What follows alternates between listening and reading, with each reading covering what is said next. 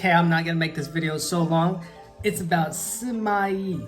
So you might be wondering where I got Sima Yi as the topic for this evening.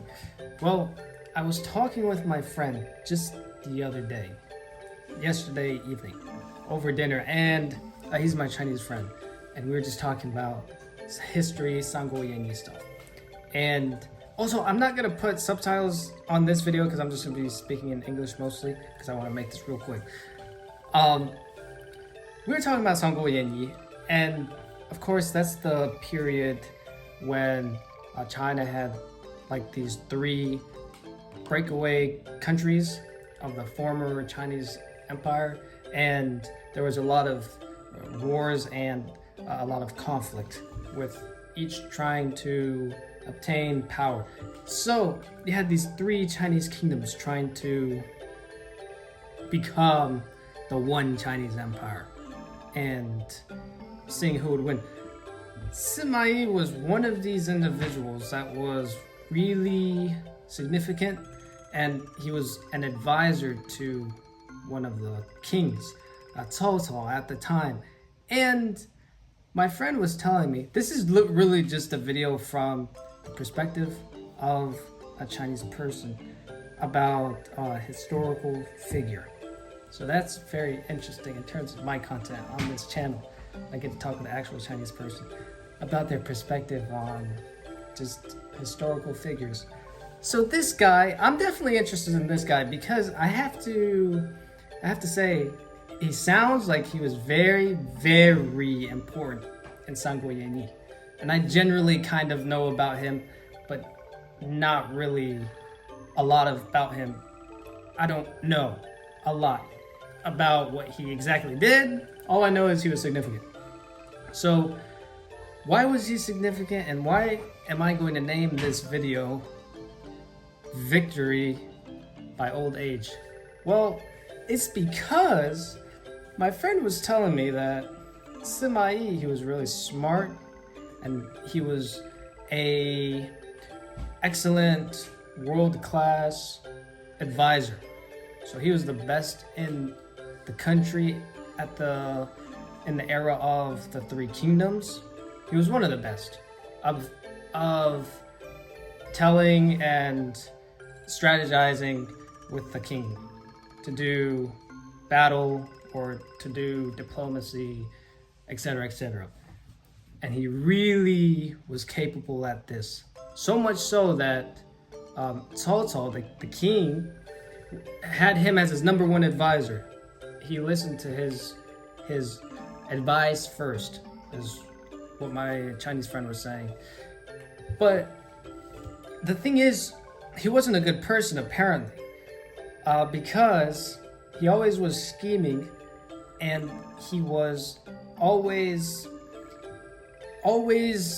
conniving and devising plans on how to take power for himself, I think, or take power and take it forcefully, I believe is what my Chinese friend was trying to get at.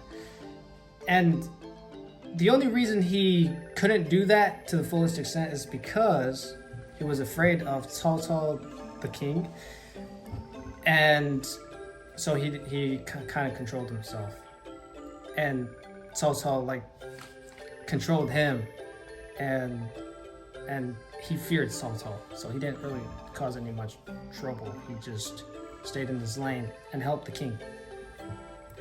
But Cao Cao eventually died, and the main thing is that during this time, this is Sanguoyeni, this is the Three Kingdoms period, so it was about, let's say, it was about from 1700 years ago. Yeah, about 17 centuries ago, around like the 300, 200 BC era, okay? At this time, not BC, 80, yeah. At this time, you see, because it was after the Han Dynasty, at this time, you see, people didn't live long. They died at like 30 years old, or 40, 50 years old. 50 years old was a pretty long life at the time. And so, you know, Cao Cao and all the great generals and kings, all the incredible heroes or warriors, they died at a pretty young age relatively. No one really lived to be 100 or something, but Sima Yi did, and so he kept on living. He kept on just getting older and older in age, while everybody else just died, whether it was a sickness or it was just, people just didn't live that long, some kind of health issue, but they just died earlier. But Sima Yi was smart, he was healthy, he probably took some herbs or something. And he just continued on. While the generation before him died, he stayed alive, and he was able to see the next generation come up. So Cao Cao's son, Cao Pi, he came up, and Sima Yi was still waiting for his chance. He's like, Cao Cao's dead, he's gone, and so maybe now I can have power. But Cao Pi, just like his father Cao Cao, he kept Sima Yi in check, and so Sima Yi couldn't take power by force.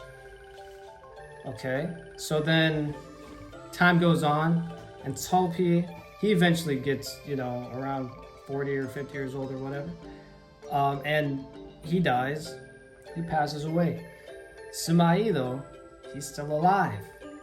And then Cao Rui, I believe, was, I didn't look deep down into this, okay, after we talked, because I'm just talking to you guys after our conversation.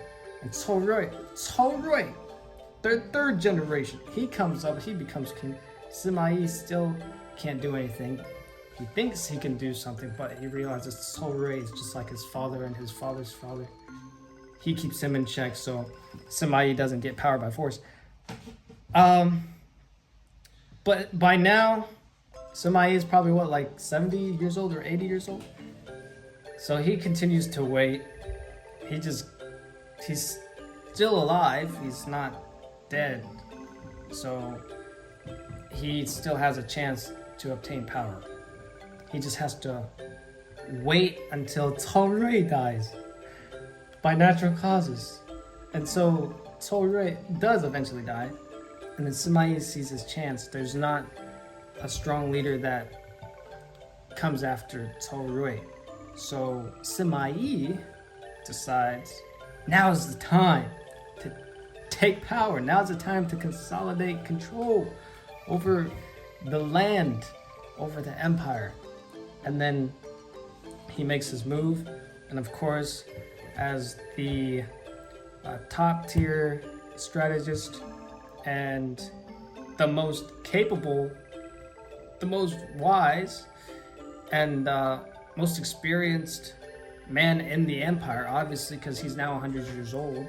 All his enemies have died because of natural causes. He outlived his enemies, outlived everyone who used to be his competitor. Now he's the one with the most life experience, and also with all the years of strategy ahead of everyone else. And so he takes power easily, consolidates it, and so he basically, after that, unifies the kingdom. But my friend was like, that wasn't a good thing though.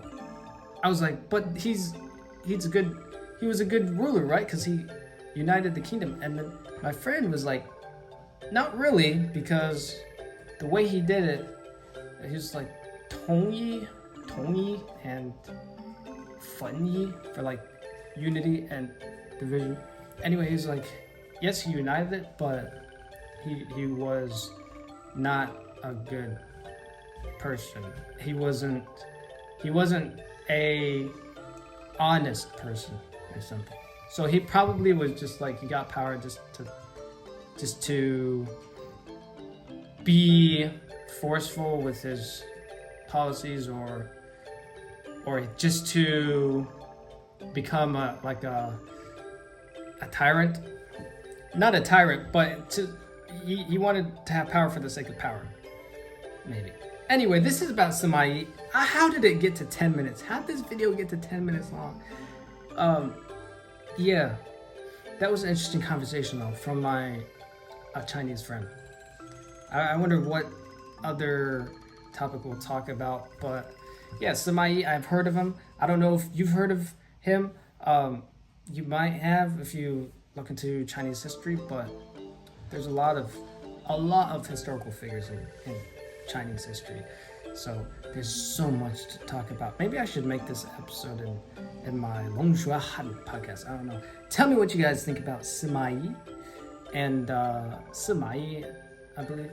And then I'll reply to you in the comments, of course. Like, comment, and subscribe. 谢谢大家. And hope you like the video.